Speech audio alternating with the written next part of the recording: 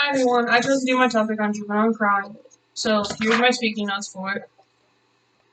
And so I want to start off by asking you, think about a time in your childhood that you were either angry or upset or lonely or anything, and think about how you acted in that situation.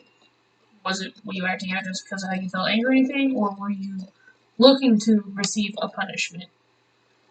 This is a conversation that is had a lot within the juvenile justice system, or just the justice system in general, of the true meaning behind a person's intentions when committing a crime, specifically in children.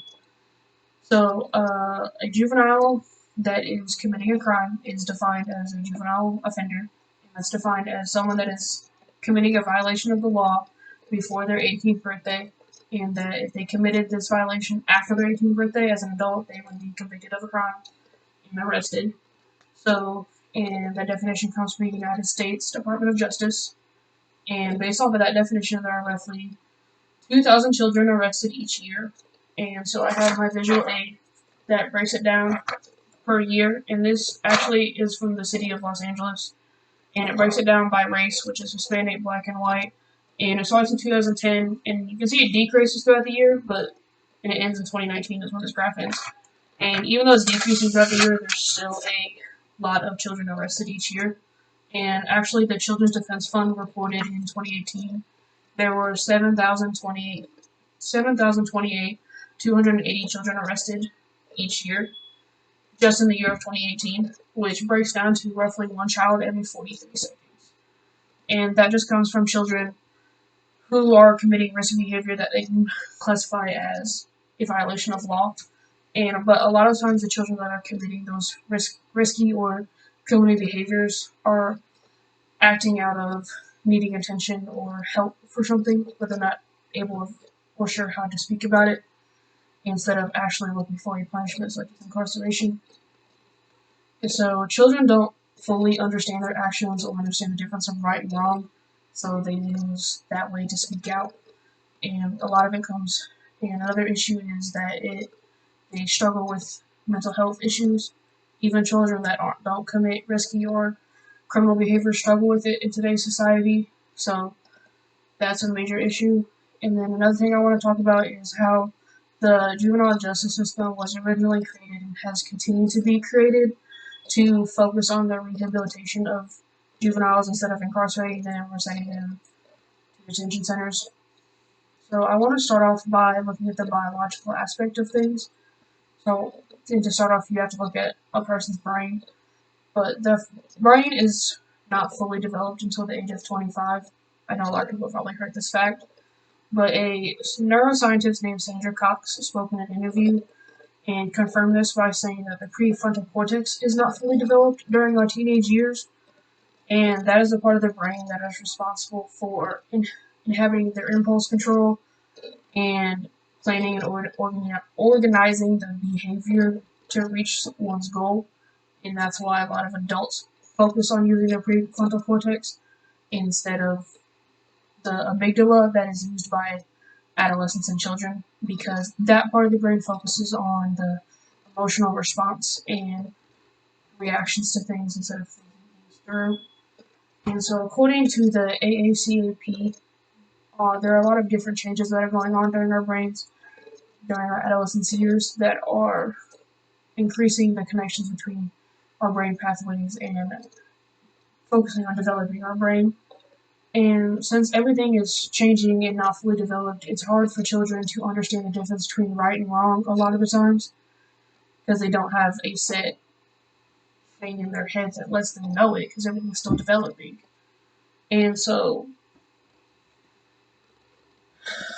since the brain and everything is still being underdeveloped, it leads to a lot of impulse control, which leads to a lot of children acting out in such as fighting or theft or other types of crime that would be unsafe.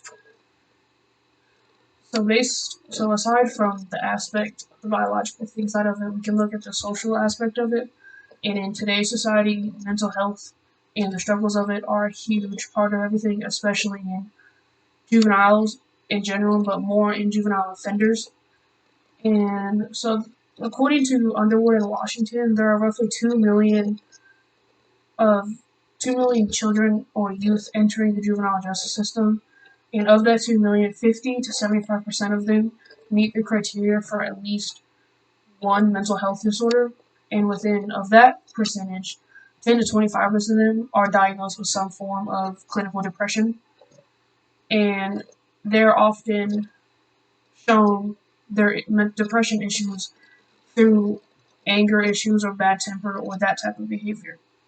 So, an author named Thomas Grisso wrote that the irritable mood of such youth increases the likelihood that they will provoke angry responses from both youth and adults around them, which can lead to physical aggression or some type of fight that will often result in their arrest. And so when a child is already struggling with those type of issues, placing them within a cell or putting cuffs on them or something like that can traumatize them, which will also intensify their disorder, and that's not helping them.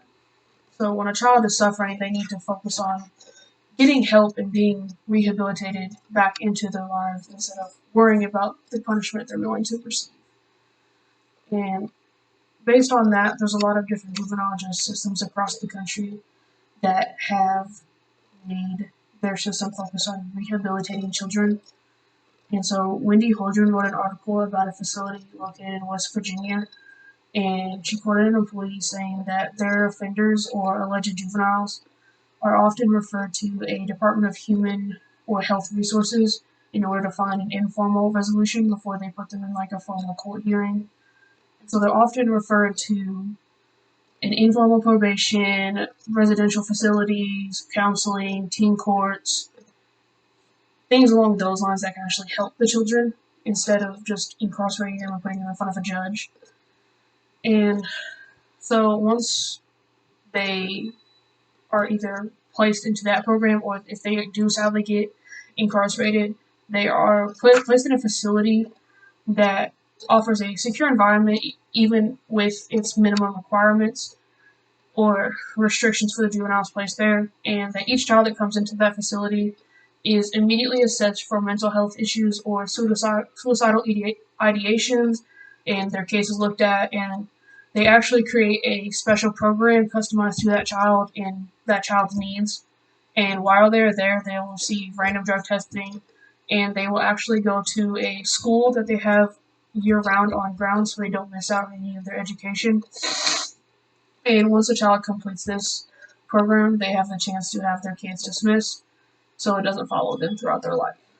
So we as a society need to take the chance to look at juveniles and their needs on a deeper level.